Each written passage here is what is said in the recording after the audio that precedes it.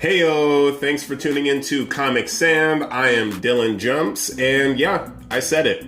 Tom Cruise is the superior Iron Man. Now, I know a lot of you are tuned in so that you can defend your boy Robert Downey Jr., but hold up just 1 second and I will explain myself.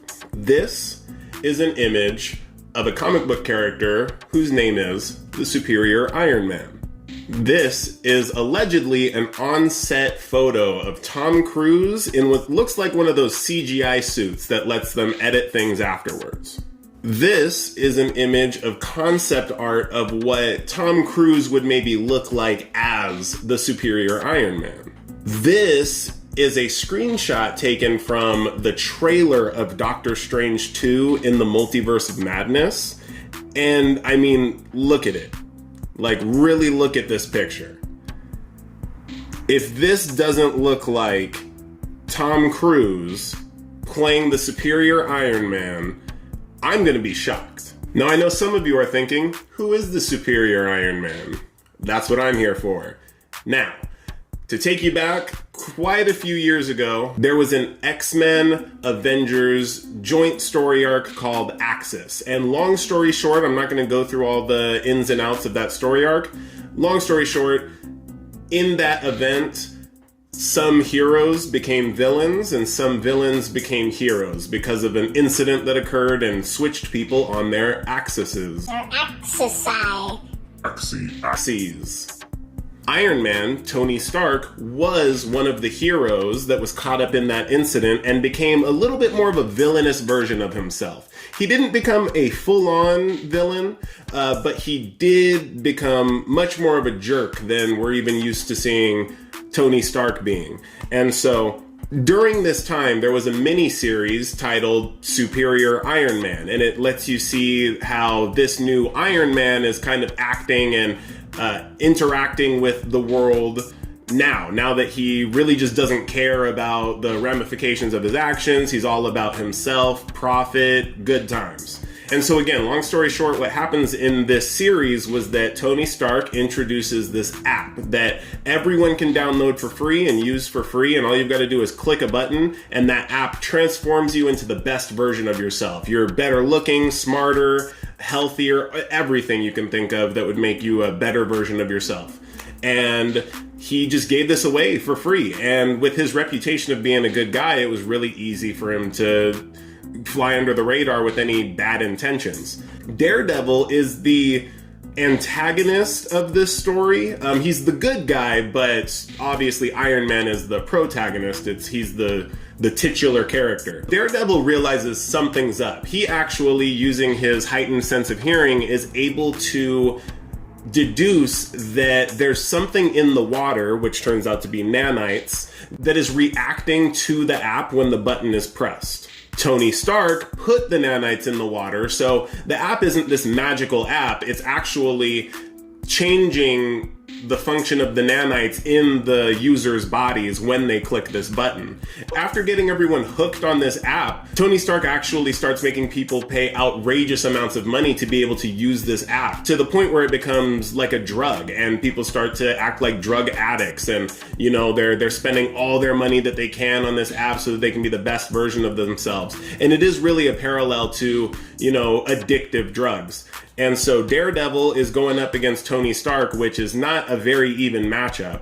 But even Tony offers to Daredevil, he says, hey, if you leave me alone, I will give you your vision back. But Daredevil his moral code is too strong for that. He does get knocked out by Iron Man at one point. Iron Man, Tony Stark, sorry for anyone who gets confused by me using those interchangeably. He, while Daredevil is knocked out, gives him his vision back and says, hey, this is good for 24 hours, and if you agree to leave me alone, then I can make this permanent. Daredevil still doesn't go for it. Long story short, Daredevil does kind of like foil Iron Man's plans. I don't remember exactly how that story ended, but this explanation was more to give you an understanding of the villainous, arrogant portrayal of Iron Man that this superior Iron Man is.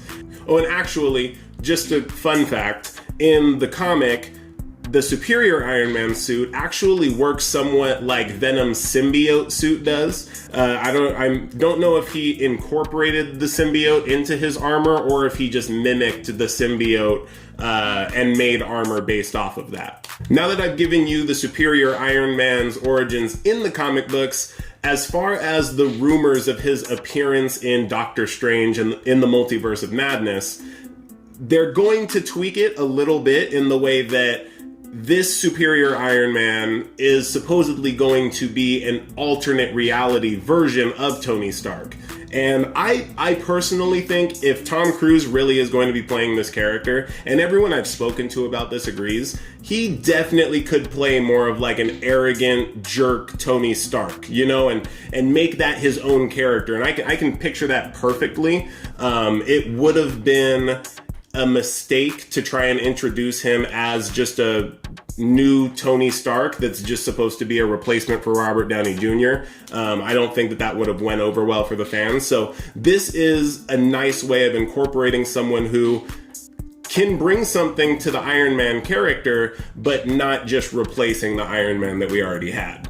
In addition to being an alternate reality Tony Stark, this Tony Stark is supposed to be a member of Marvel's Illuminati. And no, it's not like our world's version of the Illuminati with people in cloaks and chambers and stuff like that. The Marvel's Illuminati is actually made up of, I believe, 6 members. One is Iron Man, Professor X of the X-Men, Mr. Fantastic, Namor, who's kind of like Marvel's Aquaman, Black Bolt, who's the king of the Inhumans, which is kind of like the X-Men, but a bit different in their origins, and Doctor Strange.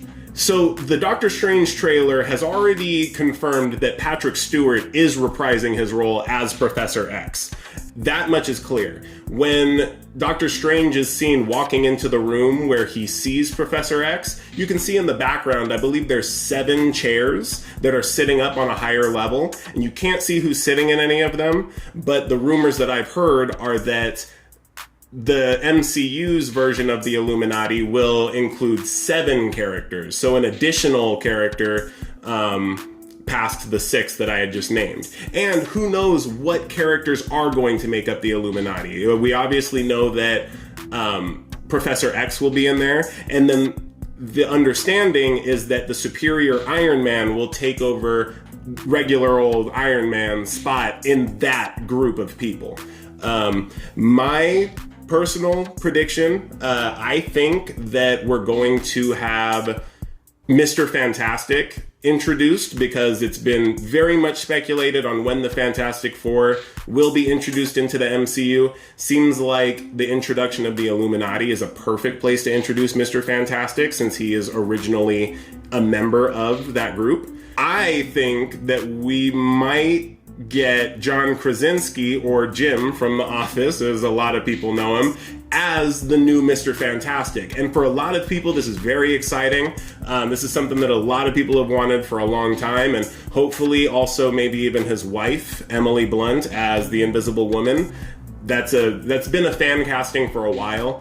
At one point in time, John Krasinski said he would love to play Mr. Fantastic, but more recently, him and his wife had said that they don't do superhero movies. And so that type of flip-flop or switch-up points to their involvement in the Marvel movies. I certainly hope so. That's really the only prediction I have for the membership of the Illuminati, because honestly, anything could happen. Anyone could be sitting in those chairs. I've been telling people, even trying to make predictions about what happens past Doctor Strange is just pointless, because Doctor Strange could make any prediction I make today not even make sense after the movie comes out, because it's really going to just explode what we know as the MCU and change it for years to come. I've heard that there are going to be 10 to 15 cameos in Doctor Strange in the multiverse in Doctor Strange in the Multiverse of Madness. I'm assuming that those are going to be different versions of characters from all throughout the multiverse, so we'll see.